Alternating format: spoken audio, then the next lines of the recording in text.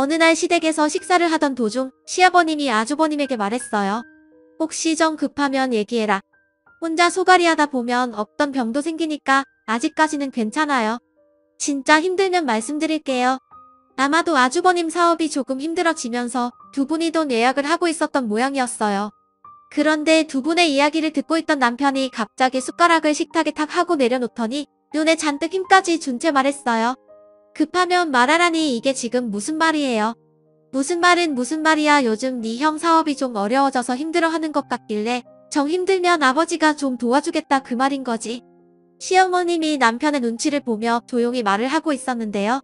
아니 형 사업이 안 좋아진 걸 왜 아버지가 도와줘요. 넌 그게 무슨 말이야. 그럼 네 형 사업 망하게 그냥 보고만 있으라 그 말이냐. 사업이 망하단 말던 그건 형이 알아서 해야 하는 거지. 왜 아버지가 형한테 돈을 주느냐는 말이에요. 설마 그동안 이런 식으로 아버지 돈 야금야금 가지고 간 거 아니에요. 너 지금 밥 먹다 말고 뭐 하는 짓이야. 시어머님이 버럭한 채 남편을 노려봤는데요. 나도 엄마 아버지 자식인데 형이 재산 다 가지고 가는 거 아니냐 그 말이에요. 그리고 전에 형이 나한테 그랬잖아. 자기 일은 자기가 알아서 해야지. 다 큰 어른이 왜 부모한테 손을 벌리냐고. 그래 놓고 지금에 와서 형이 이러는 건 진짜 아니지 않나. 둘째야 그만하자. 시어머님이 다시 한번 남편을 말렸어요.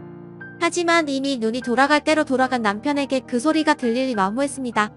형이 찔리긴 찔리는 모양이네. 아무 말도 못하는 거 보니 여보 그만 좀 해. 진짜 왜 이래. 이거다 내가 뭐 틀린 말 했어. 다른 사람도 아니고 형이 이러면 안 되는 거잖아.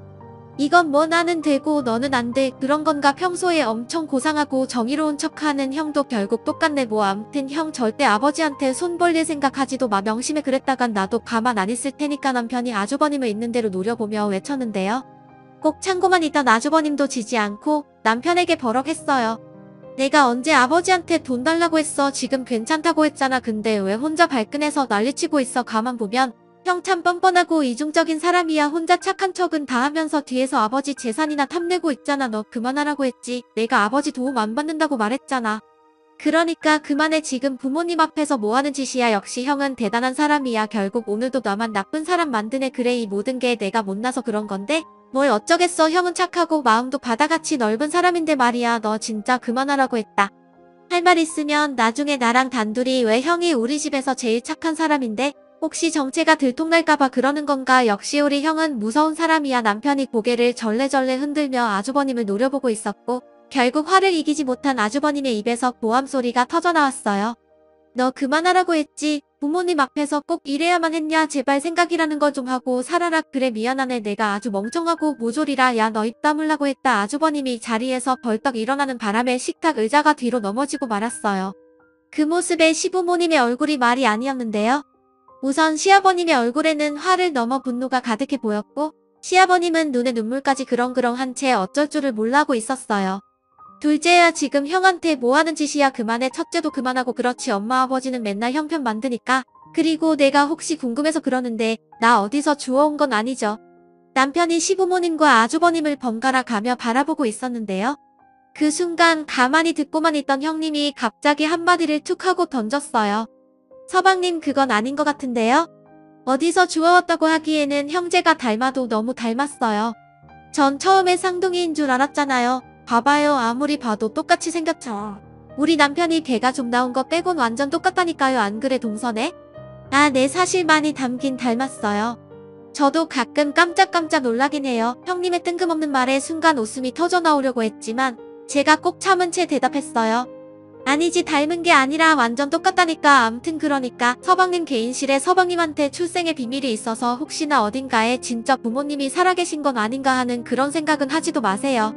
우리가 볼 때는 그냥 딱 봐도 형제가 확실하다니까요. 병수님 지금 이 상황에 저 놀리시는 겁니까? 아니요 제가 놀리긴 언제 놀렸다고. 그래요 서방님이 먼저 출생의 비밀이 있는 거 아니냐고 묻길래 제가 대답한 거잖아요. 절대로 아니니까 다시는 그런 생각하지 마시라고요.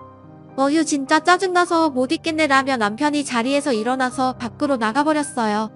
그 바람에 저도 벌떡 일어난 채 시모님께 꾸벅 인사를 드린 뒤 남편의 뒤를 따라 나섰는데요. 형님이 나중에 전화할게 라며 손으로 전화를 거는 신용을 하고 있었어요. 그런 형님 때문에 다시 한번 웃음이 터져나오려는 것을 꾹 참고는 시댁을 나섰는데요. 자꾸만 웃음이 나올 것만 같아서 참느라 어찌나 애를 썼는지 모르겠네요. 그렇게 남편과 함께 집으로 돌아가는 길에 남편이 어찌나 불만을 토해내던지 투덜이도 이런 투덜이가 없겠구나라는 생각마저 들었습니다. 아니죠. 이돌이라고 해야 맞겠네요. 아무튼 집에 돌아가서도 남편은 제게 끝도 없이 불만을 토해내다가는 홀로 소주를 마시다가 잠이 들었어요. 그런데 잠시 후 제 휴대폰에 울려서 보니 형님이었어요. 동서 서방님 좀 어때? 그냥 그렇죠. 뭐 앉은 자리에서 소주 한 병을 마시더니 잠들었어요. 뭐? 소주 한 병을 마셨다고? 맥주 한 잔도 제대로 못 마시던 사람이 진짜 화가 나긴 났나 보네. 전 도무지 어느 부분에서 화가 난 건지 이해가 안 돼요. 별것도 아닌데 왜 이 난리를 치는 건지 답답하고 그렇네요. 괜시리 남편 때문에 저까지 시부모님 눈치 봐야 하잖아요. 그리고 형님한테도 죄송하고요. 동서가 미안할 게 뭐가 있어. 근데 서방님 입장에서 보면 그럴 수도 있겠다 싶어. 암튼 채씨 형제들 때문에 우리까지 난감하네. 근데 가만 보면 형님은 진짜 멘탈이 강하신 것 같아요. 멘탈이 강하다니 그게 무슨 말이야? 그렇잖아요. 두 형제가 막 소리 지르고 있는데 어쩜 아무렇지도 않게 그런 말을 하실 수가 있어요? 아 그거 난 그냥 내 말한 것밖에 없는데 뭐 사실 내가 틀린 말 한 것도 아니잖아. 둘이 완전 붕어빵인데 출생의 비밀이라니. 암튼 형님 덕분에 싸움이 끝나서 다행이었어요. 이럴 때마다 얼마나 바늘방석인지 모르겠어요. 근데 저희 가고 나서 별일 없었어요?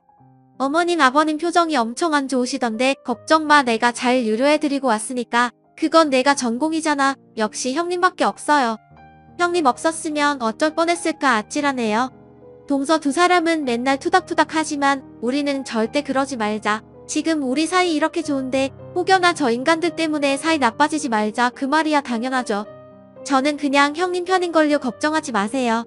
근데 아주버님 사업 많이 힘드신 것 같은데 어떡해요? 제가 어떻게 돈 좀 마련해 볼까요? 괜찮아. 사업이라는 게 잘 될 때도 있고 안 좋을 때도 있고 그런 거 아니겠어? 지금 나도 벌고 있고 정 안 되면 친정에 말해서 돈 좀 빌려도 되고. 근데 아직 그 정도까지는 아니야. 그러니까 너무 걱정은 하지 마. 알겠어 형님. 그리고 항상 감사해요 라며 전화를 끊었는데요. 우리 시댁은 아주버님과 남편 두 형제가 전부입니다. 두 형제가 처음부터 사이가 안 좋았던 건 아니었어요.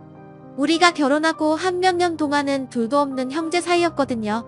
물론 형님도 성격이 참 유쾌한 분이라 저랑 형님 사이도 좋은 편이었고요. 하지만 어느 날부터 남편이 주식을 하면서 문제가 생기게 되었어요. 남편은 그냥 일반 회사를 다니는 사람인데요. 그 회사 사람들 대부분이 주식을 하는 모양으로 어떤 사람들은 회사 월급보다 주식으로 더 많은 돈을 번다고 했는데 아마도 그때부터 남편이 주식을 한 것 같습니다. 남편 말로는 대한민국에서도 몇 명밖에 모르는 어마어마한 정보를 자기가 들었다고 하면서 그 주식에 몰빵을 해야 한다며 가지고 있는 돈을 전부 다 투자해서 곧 사모님 소리 듣게 해주겠다는 말까지 했어요. 어느 날은 남편이 잔뜩 상기된 채 말했거든요. 여보, 우리 회사 최 과장님 말이야 이번에 주식회사 대박 나서 외제차 뽑고 집도 큰 평수로 이사 갔대. 여보, 우린 그냥 열심히 회사 다니면서 착실하게 저축하죠. 솔직히 주식도 잘못하면 노름이나 다름없는 거잖아. 물론 잘 되면 좋겠지만 잘못되면 인생이 끝장날 수도 있는데 난 그냥 지금처럼 소소하게 행복을 느끼면서 조용히 살고 싶어. 사실 우리 정도면 아주 돈에 쪼잘리지도 않고 괜찮잖아. 우리가 괜찮긴 뭐가 괜찮아. 그래봤자 평생 직장인인 거지. 회사 다녀서 돈 벌어봐야 그게 몇 푼이나 된다고. 인생은 말이야 한 방이야. 적어도 우린 결혼할 때 시부모님이 지분 하나 해주셨잖아. 내 친구들 보면 평생 벌어도 집 한 채에 못 살 것 같다고 맨날 한숨만 쉬는데 그거에 비하면 우린 완전 복 받은 거잖아. 여보, 이번 정보 진짜 확실한 거니까 이 집 담보로 대출 받아서 그 돈으로 그 회사 주식 쓸어 담아 놔야 된다니까. 이거 터지면 당신도 이제 강남 사모님 소리 들을 수 있다. 이 말이야 뭐 절대 안 돼. 이래서 아버님이 집을 공동명의로 하라고 하셨던 거구나. 절대 안 되니까 그런 줄 알아. 이 집 담보로 대출 받으면 그냥 이혼이야. 당신은 양심도 없어? 어떻게 이 집을 담보로 대출 받아서 주식을 한다는 소리를 내? 절대 안 돼. 이 집은 절대 안 돼. 남편이 다시는 말을 꺼내지 못하도록 제가 최대한 단호하게 말을 했어요. 그런데 그 뒤에 남편이 시아버님을 찾아가서 돈을 좀 빌려달라고 했던 모양이었습니다. 주식을 한다고 돈을 빌려달라고 하면 시아버님이 절대 안 빌려주실 걸 알았기에 남편이 우리 친정 핑계를 댔다고 하네요. 그 내용이 아주 가관도 아니었는데요. 우리 친정아빠가 보증을 잘못 써서 집이 넘어가게 됐다고 했답니다. 남편의 말에 놀란 시아버님이 형님에게 전화를 해서 자초지종을 물었던 것인지 형님이 놀란 채 제게 전화를 했더라고요. 동서, 친정에 무슨 일 있는 거야? 갑자기 그게 무슨 말씀이세요? 이런 말은 나도 막 물어보기 좀 그래서 한참 고민하다가 전화했거든. 서방님 말로는 사돈 어르신이 보증을 잘못 써서 집이 넘어가게 생겼다고 말을 했다는데 이게 무슨 말이야? 네? 우리 아빠가요? 전 금시초문인걸요? 제가 친정에 전화 한번 해볼게요. 이게 무슨 일인지 모르겠네요. 라며 급히 친정에 전화를 해서 물어봤지만 역시나 엄마한테 한바탕 잔소리만 듣고 전화를 끊어야만 했어요. 보증은 뭔 놈의 보증이야. 너 우리 집 가온이 뭔지 잊었어? 물론 잘 알지. 부모 자식 간에도 절대 보증을 썼지 않는다. 잘 알면서 그런 걸 왜 묻고 난리야? 아니 그냥 혹시나 해서 말이야. 차마 우리 남편 이야기를 꺼낼 수 없었기에 급히 전화를 끊을 수밖에 없었습니다. 그렇게 곧 제 머릿속을 스치고 지나간 것이 있었는데요. 며칠 전 주식을 한다며 아파트를 담보로 대출을 받자던 말이 퍼뜩 떠올랐어요. 그리고는 제가 남편에게 전화를 해서 난리를 친 건 말할 것도 없었고요. 당신 진짜 미쳤구나. 정신이 나가도 보통 나은 게 아니야. 어떻게 이런 짓을 할 수가 있어? 내가 어죽겠음에 그러겠어. 지금 회사 사람들 투자하고 난리도 아니란 말이야. 그래서 곰곰이 생각해봤더니 당신 말대로 집 한 채가 전 재산인데 그걸 담보로 하긴 좀 그런 것 같아서 아버지한테 말한 것뿐이야. 근데 나중에 주식으로 대박 나면 위자까지 쳐서 다 갚으려고 했어. 진짜 미쳤다 미쳤어. 그 돈을 어머님 아버님이 어떻게 벌었는지 그 누구보다도 잘하는 사람이 그런 짓을 해? 여보 내가 이렇게 부탁할게. 제발 정신 좀 차려. 안 그러는 사람이 갑자기 왜 이러는 거야? 제가 남편을 몇 번이나 뜯어말렸지만 남편은 들은 척도 하지 않았어요. 결국 제가 형님과 아주버님께 있는 그대로를 털어놓을 수밖에 없었습니다. 정신이 반쯤 나간 남편을 막는 방법은 그 방법밖에 없어 보였거든요. 그 뒤 집안이 발칵 뒤집어진 건 말할 것도 없었는데요. 시부모님이 우리 모두를 시댁으로 불렀거든요. 그런데 그날 가장 화를 많이 낸 사람이 아주버님이었어요. 내가 지금 제정신이야? 주식한다고 사돈 어르신까지 팔아가면서 엄마 아버지한테 돈까지 빌리려고 한 게 사실이야? 내가 떼먹으려고 그런 게 아니라니까. 요즘 은행 금리도 낮은데 이 주식 사놓고 몇 달만 기다리면 몇 배 아니 10배도 더 벌 수 있는데 이런 기회가 인생에 몇 번이나 오겠어? 넌 재수씨랑 애들 생각은 안 해? 왜 대박 날 생각만 하고 잘못될 수 있다는 생각은 못하는 거야. 그리고 엄마 아버지 돈이 내 돈이야? 내가 왜 그 돈으로 투자를 한다 만다. 난리야. 너 절대 엄마 아버지 돈에 손댈 생각도 하지 마. 아무리 생각이 없어도. 그렇지 어떻게 그런 생각을 할 수가 있어? 그니까 형이야말로 뭔 상관이냐고. 혹시 내가 엄마 아버지 돈 다 가지고 갈까봐 불안해서 그런 거야? 넌 대체 뭔 말도 안 되는 소리를 하고 있어. 그렇잖아 형도 사업 시작할 때 엄마 아버지한테 돈 빌려갔잖아. 근데 왜 난 안 된다고 하냔 말이야. 그거랑 이거랑 같아. 그리고 우린 차용증까지 썼고 그 돈도 이미 다 갚았어. 그니까 나도 빌렸다가 몇 개월 뒤에 다 갚는다니까? 그럼 되는 거잖아. 형은 되고 나는 안 된다고 하는 거 자체가 웃긴 거 아니야? 너 그러다 돈 다 날리면 어쩔 거야. 핸드폰도 아니고 몇 척씩을 그것도 듣도 보도 못한 회사 주식에 투자를 한다는 게 말이나 되는 소리야? 주식은 여유 돈으로 해야 하는 거지. 너처럼 이런 식으로 하다가 쪽박 차는 건 한순간이야. 내 친구 주영이도 주식 투자했다가 똘딱 망해서 지금 가족들이 뿔뿔이 흩어져서 살고 있어. 나름 주식을 오래 했다는 주영이도 그렇게 말아먹은 방국에 내가 무슨 수로 대박을 쳐. 그리고 고급 정부? 내가 알고 있는 고급 정부면 대한민국 국민 전부 아니 전 세계 전 우주가 다 아는 정부야. 그러니까 앞으로 절대 주식 얘기 꺼내지도 마. 그때 아버지가 형한테 돈 빌려줄 때 난 아무 말도 안 했는데 형 진짜 너무하는 거 아니야? 남편과 아주버님이 집안이 떠내려가라 소리를 질러대고 있었어요. 결국 시아버님이 절대 돈을 빌려주지 않겠다고 선포했고 남편이 아주버님을 있는 대로 노려보다가는 시댁을 나왔는데요. 그 뒤부터 남편과 아주버님 사이가 점점 안 좋아져만 갔습니다. 둘이 만나기만 하면 남편이 사사건건 시비를 걸러댔거든요. 나중에는 아주버님도 남편과 말을 섞지 않으려고 했기에 두 사람을 제외한 나머지 가족들은 하루하루가 잡을 안 서길 수밖에 없었어요. 그날도 남편과 아주버님을 화해시키고자 시어머님이 맛있는 음식을 준비해놓고 우리를 불렀던 건데 그 난리가 났던 겁니다. 결국 그동안 꾹 참고만 계시던 시아버님이 폭발하고 말았는데요. 며칠 후 우리 모두를 다시 불렀습니다.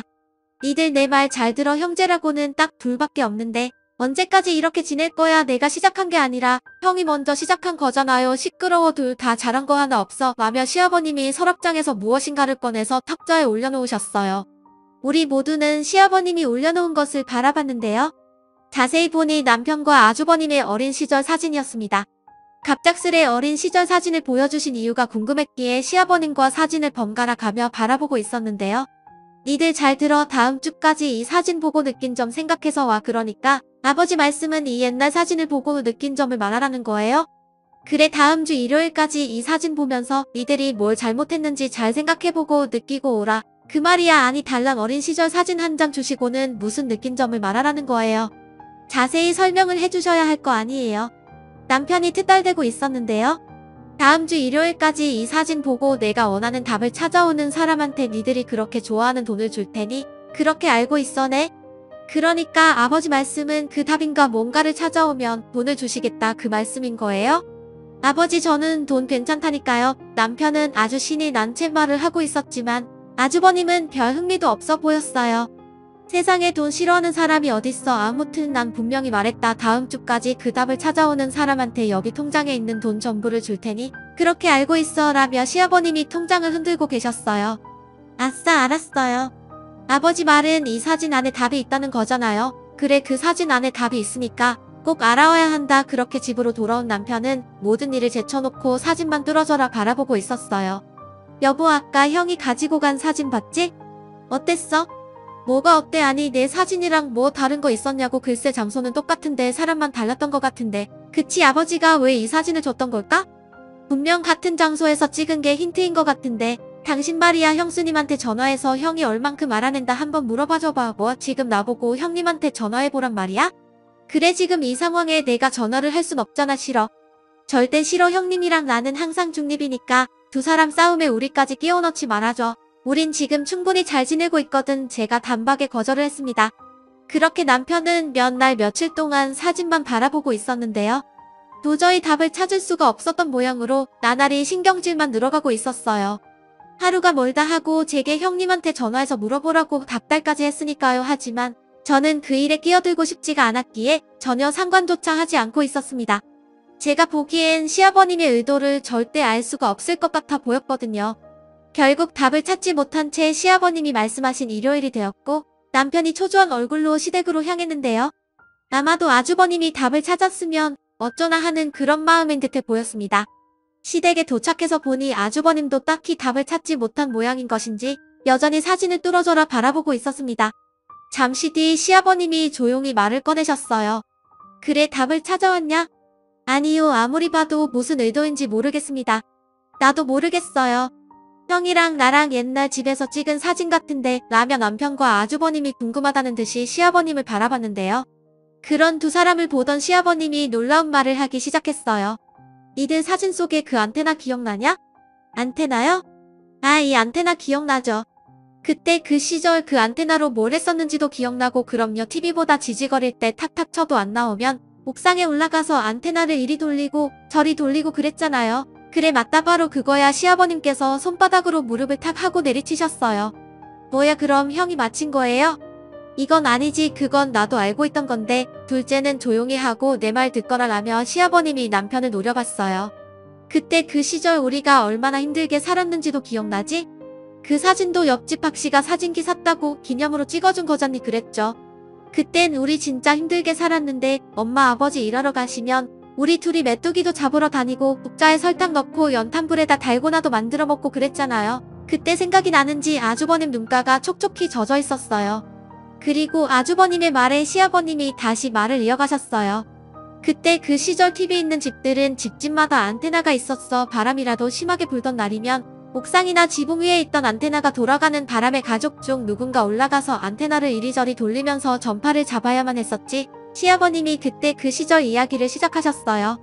그렇게 남편과 아주버님 두 사람 중 한 사람이 옥상으로 올라가서는 큰 소리로 묻곤 했다는데요.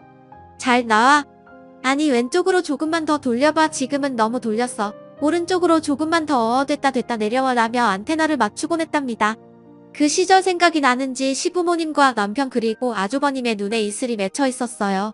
비록 그 시절 사는 게 많이 힘들었지만 내 엄마랑 난 밥을 안 먹어도 배가 불렀다. 그게 왠 줄 아냐? 이들 우애가 아주 좋았기 때문이야. 그때 니들은 추운 겨울이던 더운 여름이던 안테나를 서로 맞추러 나간다고 하던 우애 좋은 형제였어. 다른 집은 서로 안 간다고 싸우고 난리를 쳤다는데 니들은 항상 서로 옥상에 올라가겠다고 했지. 그때를 잘 생각해봐. 첫째는 내가 형이니까 내가 갈게. 둘째는 맨날 형만 올라갔잖아. 오늘은 내가 갈게 라고 하면서 서로를 끔찍히도 챙기곤. 했자니 물론 그것뿐만 아니라 맛있는 과자라도 생기는 날이면 그걸 안 먹고 있다가 서로서로 나눠 먹었고 말이다.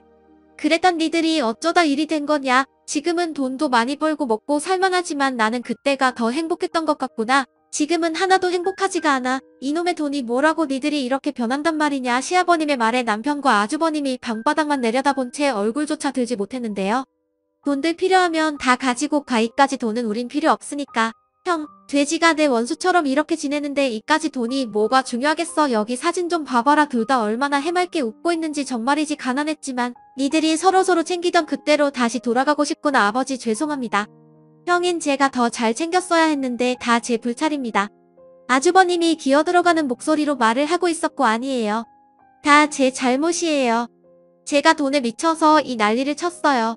정말 잘못했습니다. 그럼 니들 앞으로 우애 있게 잘 지낼 수 있는 거냐? 약속할 수 있어? 남편과 아주버님이 대답을 한 채 고개를 떨궜습니다. 그렇게 남편과 아주버님은 서로에게 진심으로 사과를 했고 다시 사이가 좋아졌습니다. 그러던 어느 날 퇴근해서 들어오던 남편의 얼굴이 새하얗게 변해 있었는데요. 여보, 그때 내가 잠깐 미쳐서 대박난다고 난리치던 그 주식 있잖아. 그때 그거 샀으면 진짜 인생 나락으로 떨어질 뻔했어. 형 말이 맞았어. 그게 무슨 소리야. 그때 그 회사 주식 산 사람들이 곧 회사에 사표를 던질 거라는 등 설레발치고 난리를 치더니만 지금은 울고불고 난리도 아니라니까. 왜 다 날렸대?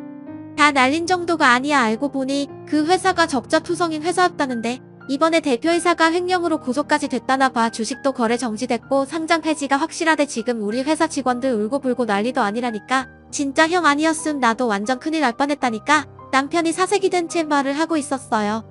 그 뒤 남편은 절대 주식에 손을 대지 않고 있는데요. 가족들의 바람대로 작은 것에 행복해하며 그냥 평범하게 잘 살고 있답니다. 물론 아주버님과 둘도 없는 형제 사이가 되어 잘 지내고 있고요. 비록 말도 많고 탈도 많았지만 시아버님의 지혜로 인해 가족이 다시 화목해진 것 같아서 얼마나 다행인지 모르겠습니다. 오늘의 사연은 여기까지였습니다. 고맙습니다.